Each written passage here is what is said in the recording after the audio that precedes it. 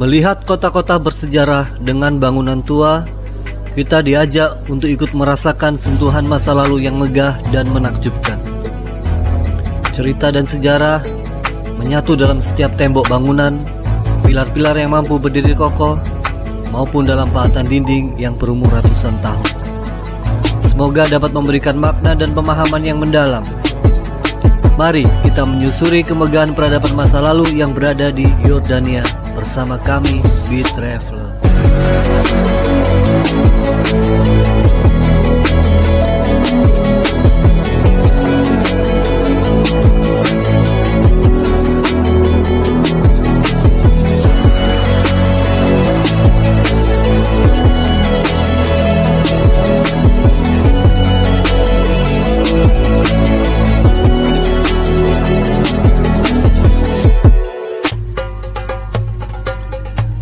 Yordania adalah sebuah negara yang terletak di Timur Tengah.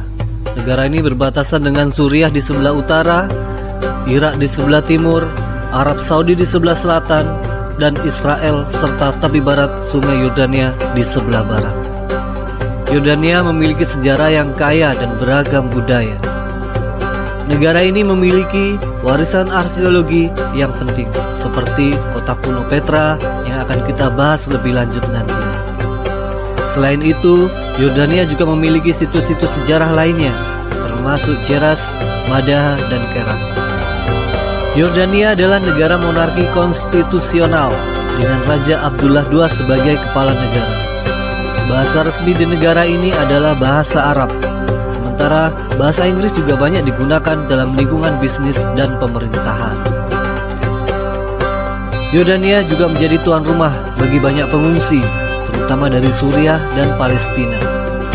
Negara ini telah berperan dalam upaya perdamaian di Timur Tengah dan menjadi basis bagi banyak organisasi internasional yang bekerja untuk membantu pengungsi dan mempromosikan stabilitas di kawasan tersebut.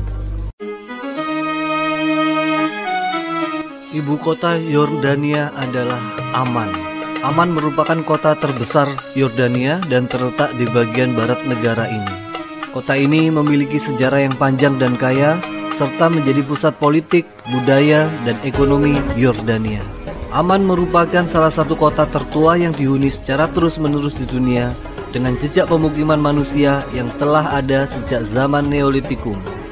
Namun, perkembangan dan pertumbuhan pesatnya terjadi pada abad ke-20 ketika Amman menjadi ibu kota Yordania pada tahun 1921. Amman dikenal dengan arsitektur modernnya yang menggabungkan gedung-gedung pencakar langit dengan bangunan-bangunan bersejarah. Ada banyak hotel, restoran, dan pusat perbelanjaan di kota ini sehingga menjadikannya sebagai pusat kegiatan komersial dan hiburan. Kota ini juga memiliki banyak daya tarik bagi pengunjung dan juga menjadi titik awal yang baik untuk menjelajahi situs-situs bersejarah di Yordania.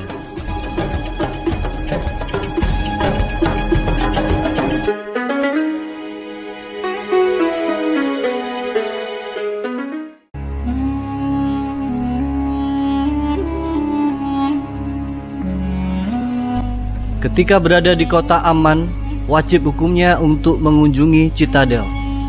Citadel adalah sebuah situs bersejarah yang terletak di pusat kota Amman. Citadel berada di puncak bukit di pusat kota Amman dengan ketinggian sekitar 850 meter di atas permukaan laut. Citadel memiliki sejarah panjang yang meliputi periode Mesir kuno, Romawi Bizantium, dan Islam. Di dalam kompleks ini terdapat reruntuhan bangunan bersejarah seperti Istana Umayyah, kuil Romawi, dan gereja-gereja Bizantium. Salah satu struktur yang paling terkenal di Citadel adalah kuil Hercules. Kuil Hercules berasal dari masa Romawi.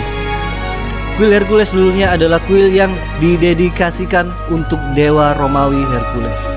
Namun, sebagian besar kuil ini hancur dan yang tersisa sekarang adalah sisa-sisa kolom dan struktur batu besar yang memberikan gambaran tentang bagaimana kemegahan akan arsitektur kuil pada zaman dahulu. Iya ya, ini tiang gede banget. Bayangkan segede apa bangunan ini semisal masih utuh.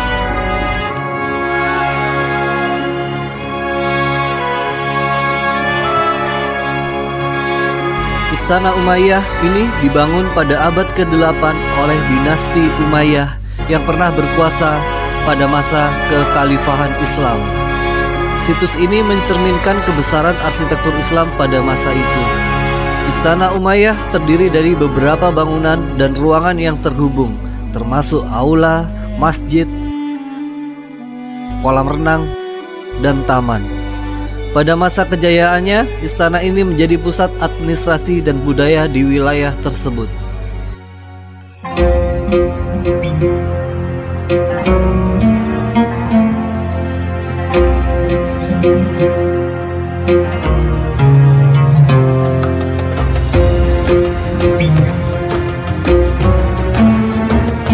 Masih berada di kota Amman, terdapat juga teater kuno Romawi.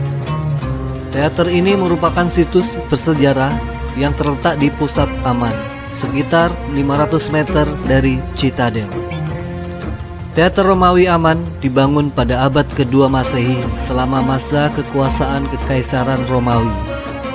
Teater ini memiliki kapasitas sekitar 6.000 sampai 7.000 penonton dan digunakan untuk pertunjukan teater, drama, dan acara-acara publik pada masa lalu.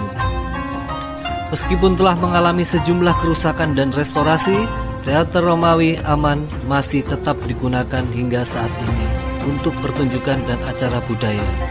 Di samping itu, teater ini juga menjadi tujuan wisata yang populer bagi para pengunjung yang tertarik dengan sejarah dan arsitektur Romawi.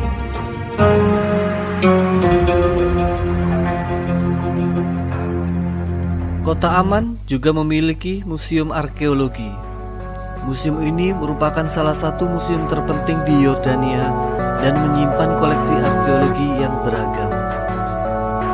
Dengan keramahannya dan kekayaan sejarahnya, Amman adalah destinasi yang menarik bagi wisatawan yang ingin merasakan pesona Yordania dan mengeksplorasi budaya dan sejarahnya yang begitu kaya.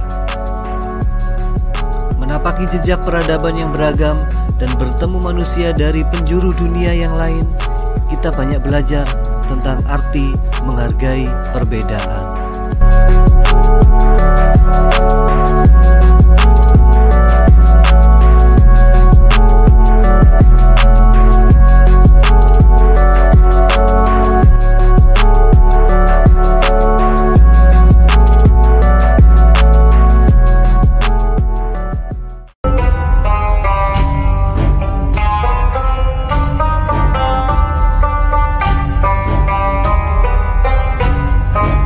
Lelah mengeksplor Jordan? Kami rasa tidak.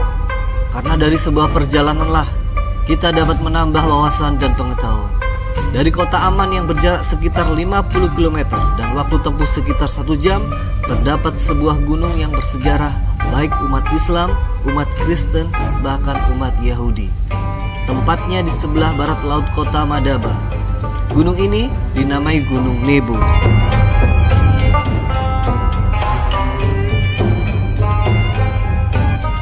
Gunung Nebo dianggap sebagai tempat yang sakral dalam agama Kristen, Islam, dan Yahudi. Dalam tradisi Kristen, gunung ini dianggap sebagai tempat terakhir yang dilihat oleh Nabi Musa sebelum kematiannya. Tetapi menurut kitab Taurat, Musa melihat tanah perjanjian dari puncak gunung ini sebelum dia meninggal dunia.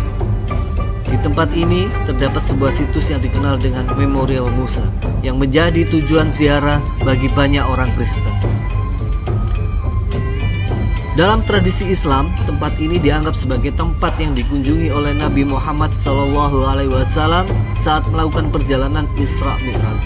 Di sini terdapat sebuah makam yang diyakini sebagai makam Nabi Musa yang menjadi tujuan ibadah bagi umat Muslim.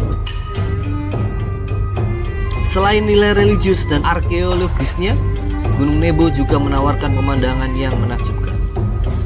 Dari puncak gunung, pengunjung dapat melihat pemandangan dan panorama yang memukau, termasuk Laut Mati, Lembah Yordan, dan pegunungan di sekitarnya. Di sini, tempat roh terang tercipta. Di sini, tempat keberanian dan ketabahan dilahirkan. Di sini, tempat keajaiban bersatu dengan keheningan. Gunung yang menjadi saksi bisu dari masa ke masa.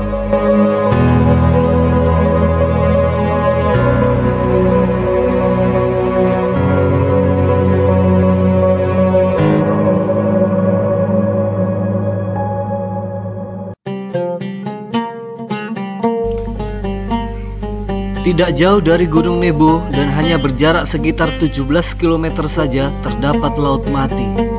Biasanya memakan waktu hanya sekitar 20-30 menit saja. Laut Mati adalah sebuah danau asin terkenal karena kekasannya sebagai danau terendah di bumi, dengan permukaan airnya berada sekitar 430 meter di bawah permukaan laut. Selain itu, danau ini juga memiliki kandungan garam yang sangat tinggi, sehingga airnya sangat asin dan mengandung mineral-mineral seperti magnesium, sodium, dan potasium. Kandungan garam yang tinggi memungkinkan para pengunjung untuk mengapung dengan mudah di permukaan air laut. Keunikan lain dari Laut Mati adalah lumpur hitamnya yang diyakini memiliki khasiat untuk perawatan kulit. Banyak orang yang mengoleskan lumpur ini ke tubuh mereka dan kemudian mandi di air Laut Mati. Diyakini dapat memberikan manfaat kesehatan dan kecantikan.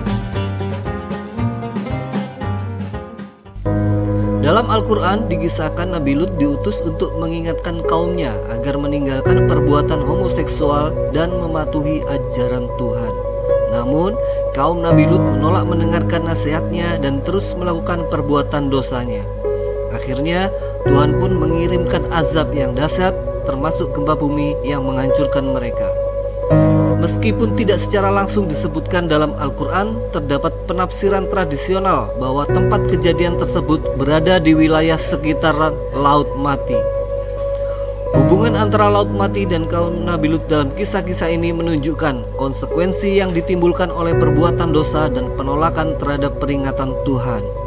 Laut Mati menjadi simbol kehancuran dan bencana yang menimpa kaum tersebut sebagai peringatan bagi generasi mendatang untuk menghindari perbuatan yang amoral dan melanggar ketentuan Tuhan.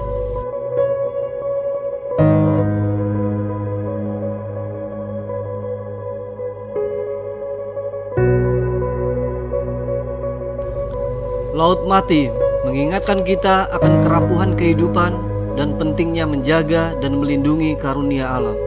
Laut Mati adalah cermin pahit dari kelalaian dan yang mengakibatkan kehancuran. Perbuatan manusia atas nafsu dan keserakahan tak berujung.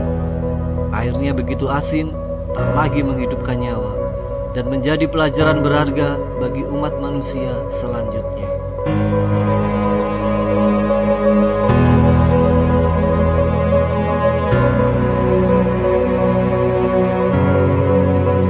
Dikarenakan masih terlalu banyak tempat-tempat yang sayang untuk dilewatkan pada negara Yordania ini, maka kami akan lanjutkan pada video selanjutnya. Cukup sekian perjumpaan kali ini. Terima kasih sudah menonton. Jangan lupa like dan subscribe pada channel ini. Semoga informasi yang diberikan dapat bermanfaat dan menambah hasanah pengetahuan kita semua. Wassalamualaikum warahmatullahi wabarakatuh.